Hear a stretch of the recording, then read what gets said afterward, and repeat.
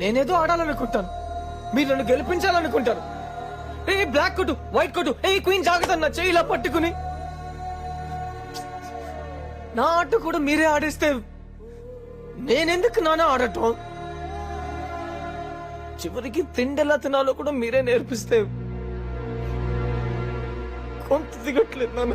అంటకట్టని కూతురికి అల్లుడి పెత్తనం అన్నట్లు ఆ సినిమాలో చూపిస్తే ఏంటో అనుకున్నాను కానీ నేను దీన్ని ఓపెన్ చేసినప్పటి నుంచి చూస్తున్నాను నేను మా వారిని. సేమ్ నాకు బొమ్మరిల్లు సినిమానే గుర్తుకొచ్చింది. అబ్బా అలా చేశారు. అర్రే వాడిని ఆడుకోనివ్వు అంటే ఆగు, వాడికేం తెలీదు, ఎలా ఆడుకోవాలో వాళ్ళకన్నా మనకి బాగా తెలుస్తుందా ఏంటి? చేయి అంతే చేయి, వాడికి ఇంకా విసుగు పుట్టి ఆ సుత్తి తీసుకొని నీ నెత్తి మీద కొట్టేదాకా అంతే చేస్తూ ఉంటావు అనుకున్నాను. ఈ లోపు మా వారు రియలైజ్ అయ్యి ఇంకా వాడి చేయి పట్టుకోవడం ఆపేశారు. ఆడుకోవడానికి ఒక బొమ్మ కొనిచ్చామా, ఎలా ఆడుకోవాలో నేర్పించామా, ఇంకంతే. అంతకు మించి ఎక్స్టెండ్ కి వెళ్లారో వాళ్ళ చిన్న చిన్న ఆనందాలని కూడా స్పాయిల్ చేసిన వాళ్ళు అవుతారు. ఆ సినిమాలో జయసుధ మాట్లాడదు కానీ మనం ఇక్కడ మాట్లాడతాం కాబట్టి అంతా నువ్వే చేసావు నాన్న అనే పరిస్థితికి అయితే మా వారిని రానివ్వను.